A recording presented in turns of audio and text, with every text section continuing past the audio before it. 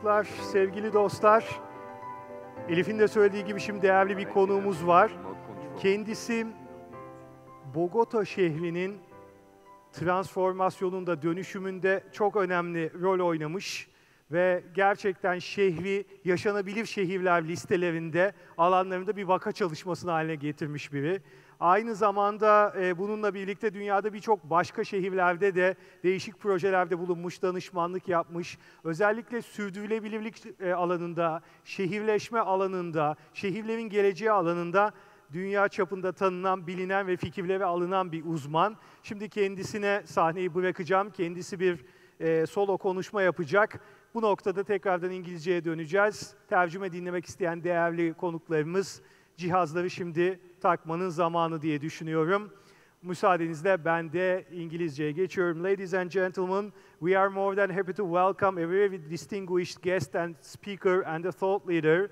He was the mayor of Bogota, and he played a crucial role in transformation of the city to a very livable, very vibrant urban area. Besides that, he's a global recognized expert on issues like urbanization, sustainability, and the future of cities. Without further ado, I would like to invite Mr. Enrique Penalosa on the stage with me. Enrique.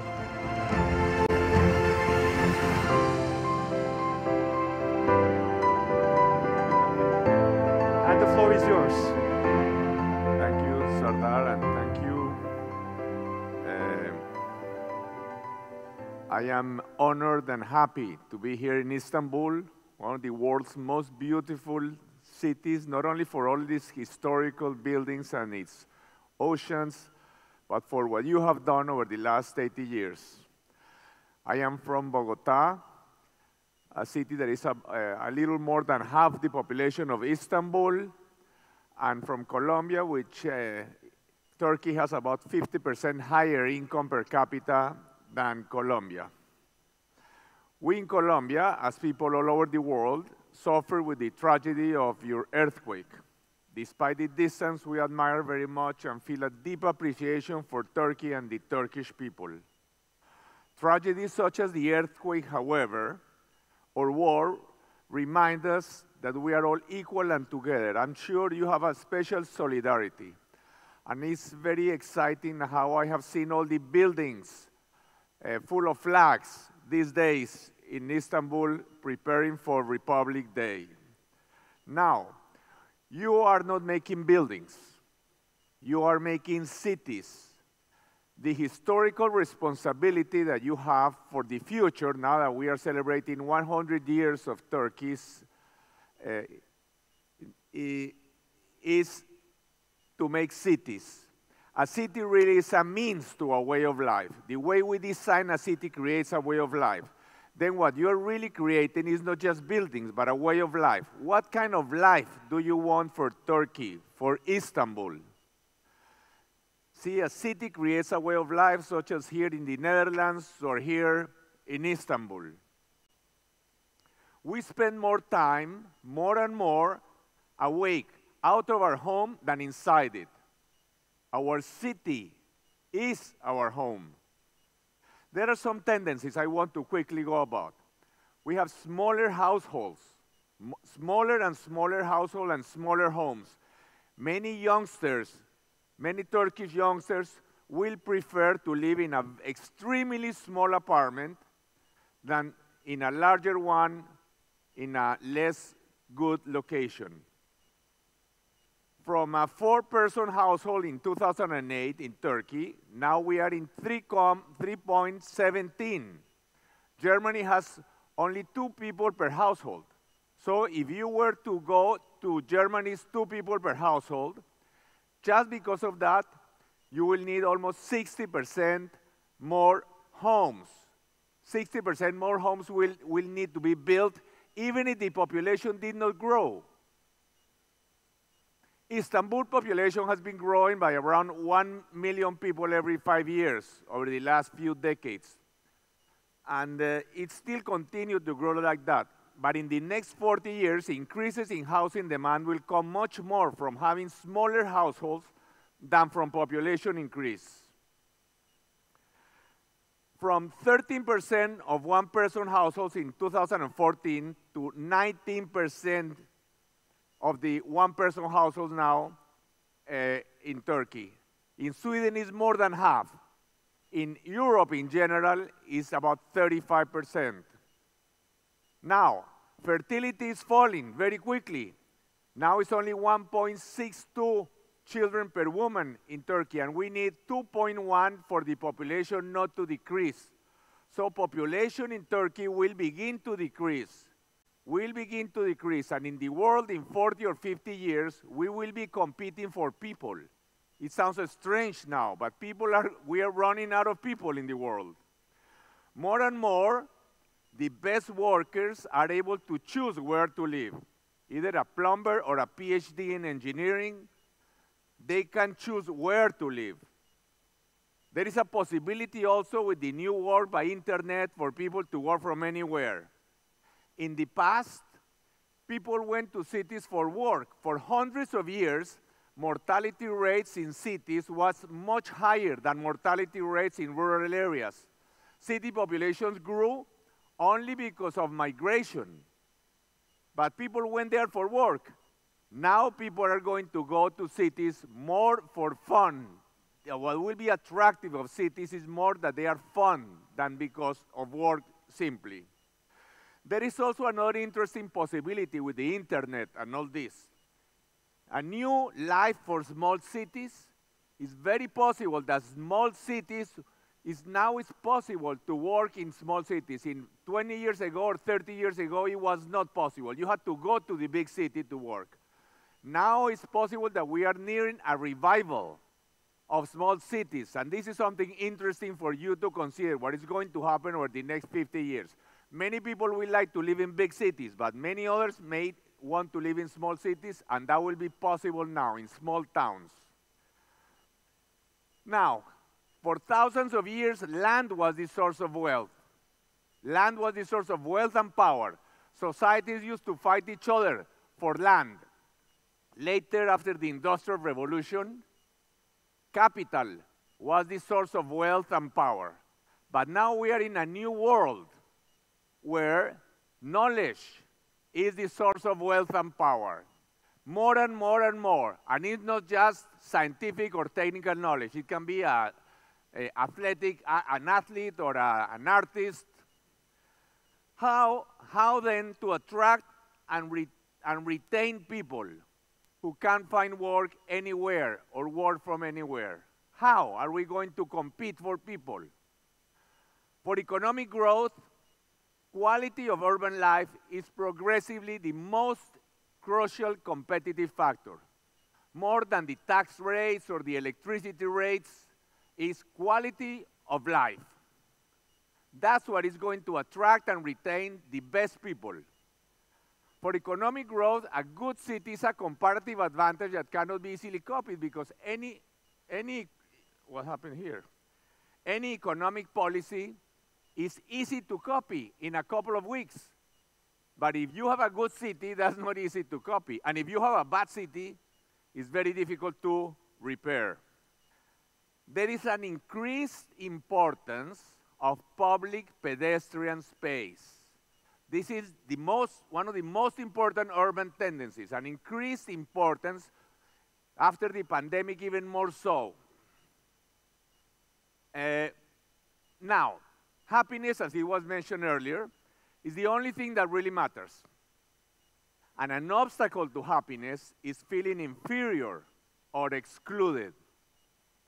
But market economy needs inequality. We agree today that the best way to manage most of society's resources is through private property and the market. This is the best way. The whole world agrees on that now. But how can we do at the same time hundreds of millions over the last couple of 100 years have died for more equality? What does it have to do with our theme today? A city, I propose, can be a very powerful means to construct equality and inclusion. Not income equality, but other kinds of equality. A city is a great city where nobody feels inferior or excluded. What kind of equality can cities bring about? For example, public space equality. In a good city, rich and poor meet in public space. Rich and poor always meet, but maybe one is the owner of the apartment and the other one is the doorman at the door. They meet separated by hierarchies. But if they meet in public space, they meet in a completely different way. They meet as equals. Another kind of equality that cities can bring about is quality of life equality. A great city provides swimming pools, tennis courts, music lessons to even its poorest citizens. And a third and last kind of equality I mentioned is equality before the law. If all citizens are equal, then public good prevails over private interest. And for example, a bus with 200 passengers has a right to 200 times more road space than a car with one. It's basic democracy. Now, it is not easy to give everyone private goods to achieve equality, to give everybody cars or trips to Paris. It is more attainable to provide public goods, to give them sports and cultural centers, to give them wonderful public spaces, sports facilities. Buildings reflect society's values. A building reflects society's values but construct them as well. For example, cathedrals. Cathedrals in the past, they reflected society's religious values, but they also constructed them because as people saw such magnificent buildings, saw libraries. We built, for example, these libraries in Bogota, large libraries in poor areas. A great library is a symbol that shows that those that are important in society are not the ones who have, but the ones that know, the ones who teach. And those who have, the big businessman, is important, not because he has money, but because he has knowledge. Libraries are symbols that teach any important building. It's a symbol that shows a library the importance of education. In a low-income neighborhood, for example, it shows confidence in the people in the area, in the intelligence of people in the area. And we create a different kind of hero. The youngsters who reads, who has knowledge, he's a different kind of hero. So these are symbols. It's great to have a formidable airport, a great airport. That's fantastic. But why not some great buildings in the poor areas of a city that creates a different kind of self-confidence and construct values? At any income level, a great city can make us happy. But the poor need more a good city because their private consumption is lower.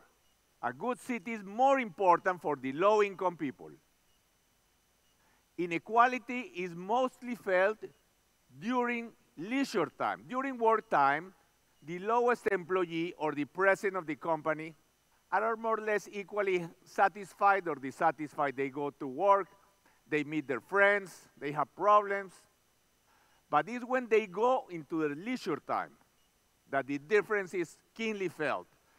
The upper income person goes to a large apartment, can go to the restaurants, to vacations, can have many luxury goods, cultural events, and the low-income person doesn't have much different from public pedestrian space. So the least of the least that a good city should offer for equality is great public pedestrian space. This is one of the poorest slum areas in Bogota, and we try to make parks, hundreds of parks. What do beautiful schools transmit?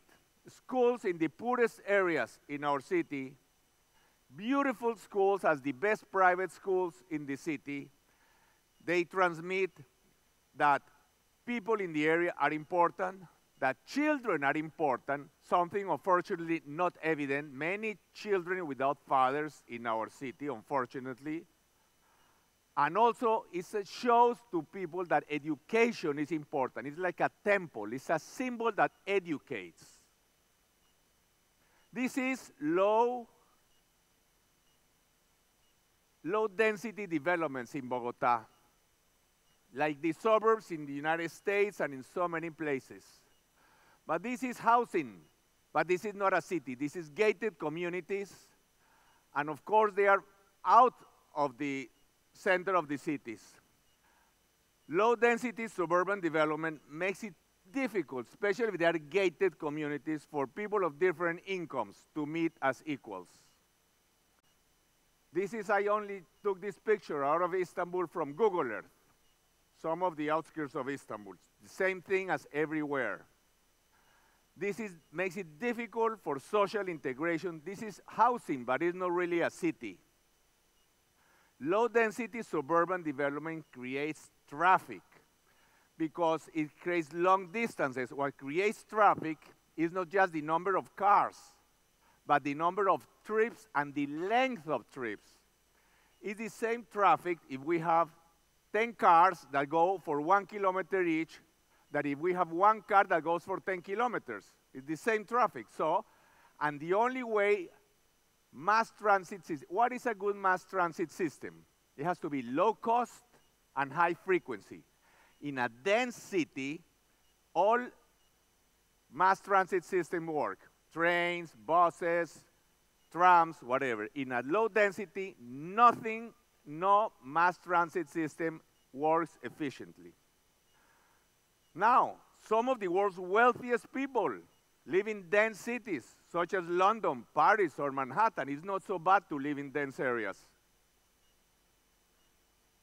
It is possible, I question you, who are building the future of Turkey, to provide people what they seek in suburbs. Why do people go to suburbs? Because they want safety, they want green, Is it possible to provide them the same thing they achieve there, but in higher density environments? I think it's possible if we do large projects, but that's for another time.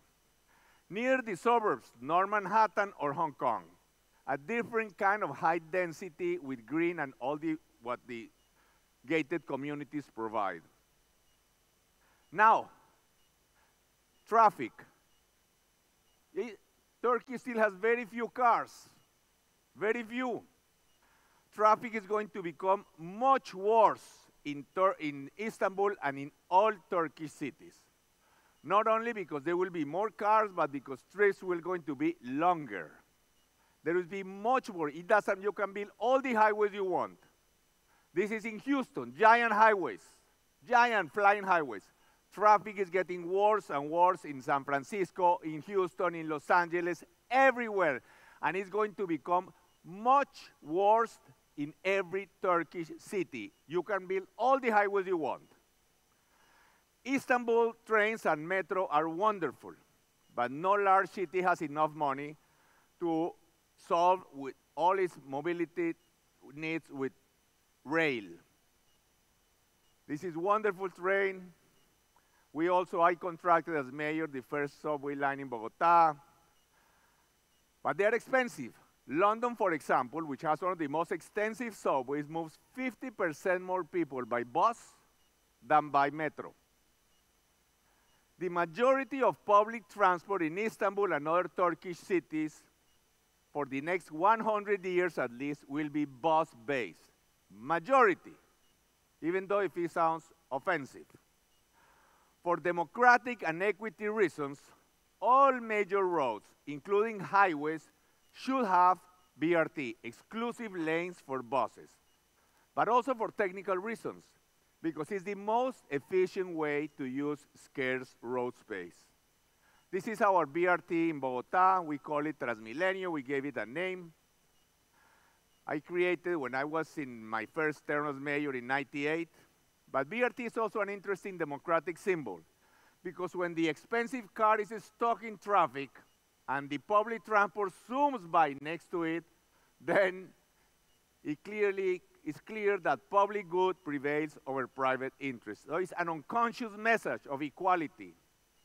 We only have 114 kilometers of lines, and we move 2.4 million passengers every day. At this time, there are 69 more kilometers under construction, and there will be more and more. We have many lines that move more than 40,000 passengers our direction. This is more than all of European subways. It is easy to comfortably accommodate up to 35 passengers our direction. Now, why do I mention this? Because at this time, rail is sexy. Buses are not.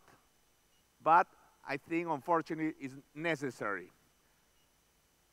Low-density areas, such as the suburbs we were seeing, can only be served efficiently by bus-based systems.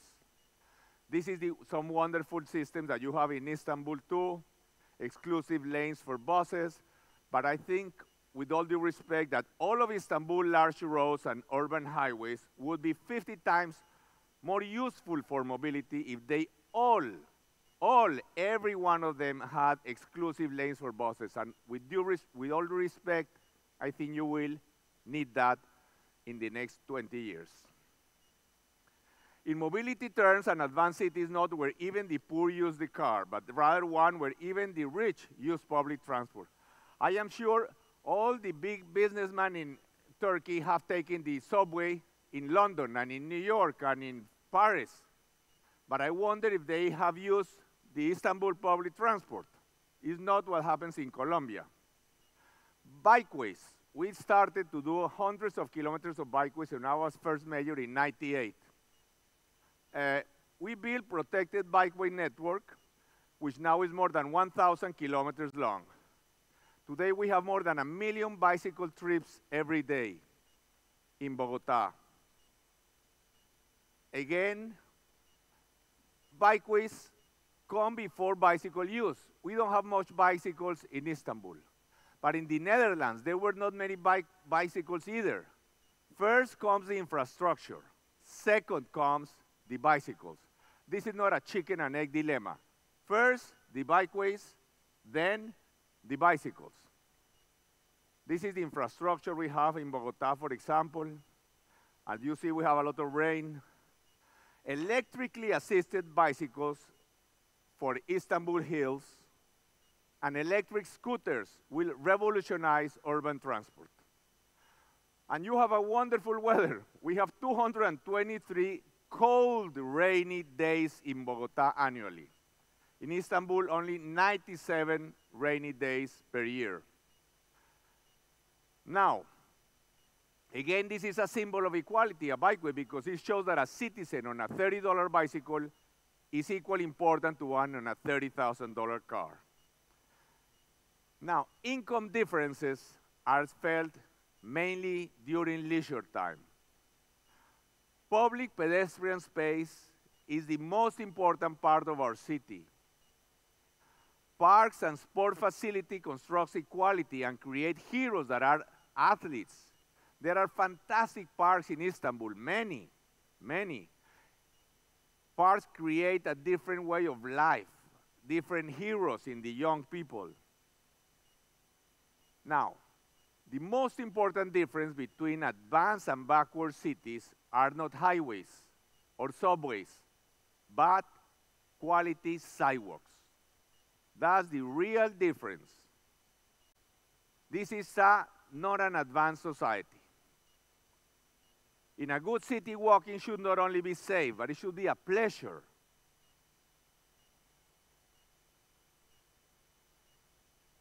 These are very good sidewalks in Istanbul, very good sidewalks. Others are not so good. This is, I just went to Google Earth and went down. There are many like this in many neighborhoods. Or this is just in front of my hotel. When I went to the train station, there was no sidewalk. I had to go, this is the sidewalk people have made themselves. Now, which urban environment shows better that human life is sacred? This is a show that human life is sacred, or this, Champs-Élysées in Paris? I want to point out that this is not a pedestrian street. It has 10 car lanes. 10 car lanes. It's a street for cars, but it has excellent sidewalks. It has traffic lights. It's something that is a good human environment. And prices, real estate prices, are extremely high there. So it's not like being next to a highway where real estate prices tend to be low. When I became mayor in '98, there was not a single decent sidewalk in Colombia. I was almost impeached in a war to get cars off this sidewalk. A war, it was like this. It was a war, very difficult. But this is crucial. Often there are discussions. I know you as builders, as developers, you have discussions. There are many discussions that apartments are too small or that buildings are too tall.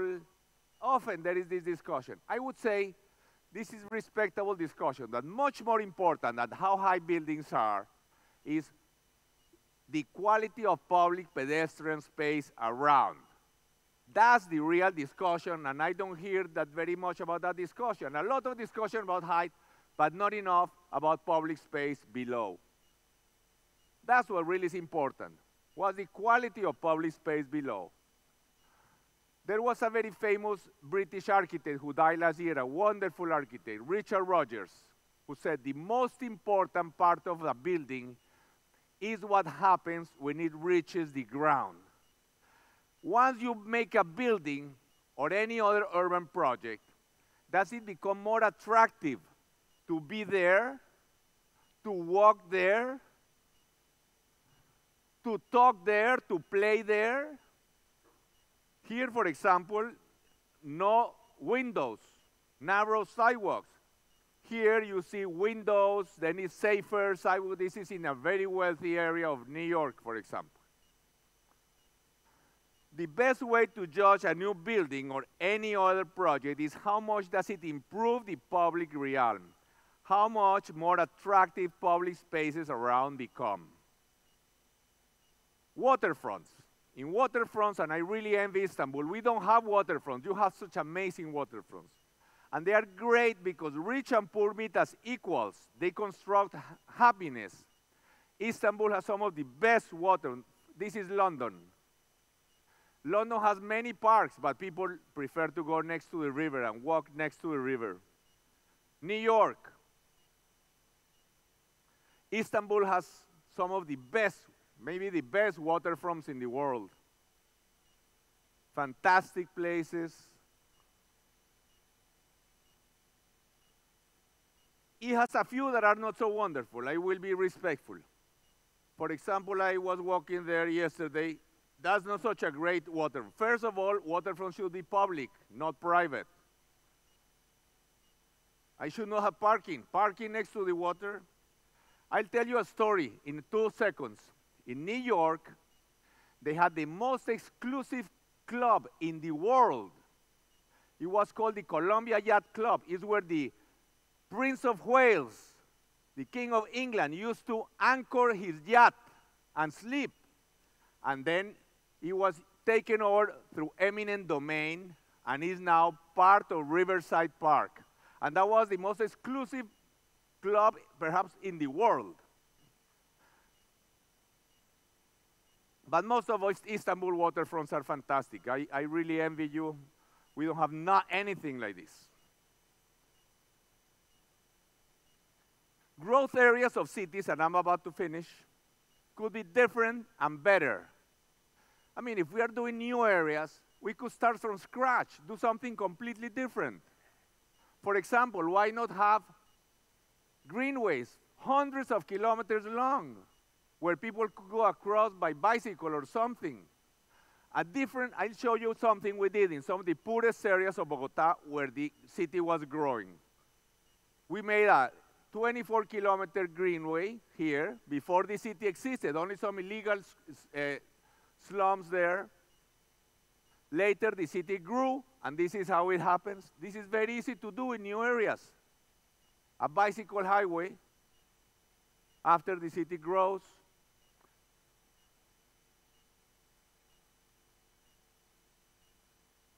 Another one,